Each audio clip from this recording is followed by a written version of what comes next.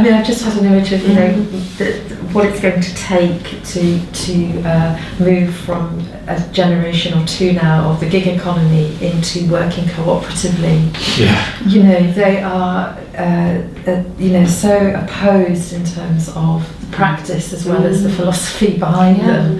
Yeah. That isn't going to be easy at all. And perhaps that's where your work with the trade unions will become involved, because obviously the trade union movement's been campaigning against the gig economy, and we want people in secure employment, we want people who are protected in the workplace, we want people who are going to know how much money they're going to be earning each week, but we want people who aren't going to be bullied in the workplace. We don't want the employer to have all the power. So how are you going to work with the trade union movement? Because my trade union isn't affiliated to the Labour Party. So are you going to be able to work with all trade unions, or are you going to be limited to those few that are affiliated? Yeah, it's a public office role, so you work with all the trade unions. Absolutely. And it's about making sure that the trade unions are involved. One of the things that the mayor is responsible for is setting up mayoral development corporations to do whatever it might be, whether it's establishing a new transport link, sorting out some housing, business incubator units, whatever that might be. So you'd have various different corporations doing that.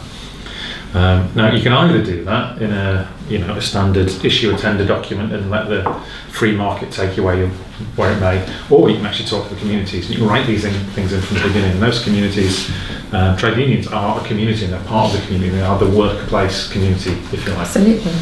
And you can make sure that all of these things are written in. And it's then about, for the longer term, taking us to somewhere where people stop seeing work as something that's just a transaction, which is the damage that the gig economy's done. I'll turn up a date, I'll get my money and I'll go. And they have no trust in their employer because their employer has no trust in them. And, lots of people love their jobs. Lots of people hate their jobs as well.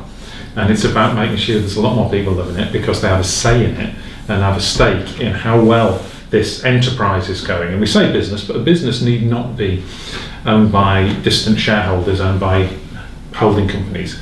They can be owned by the people who are using them and the people who are working there. And we tend to use the word cooperative, but cooperatives are dozens of different forms. And there can be anything from, small corner shops, right up to, Spain, the Mondragon Corporation employs, I think, 79,000 people.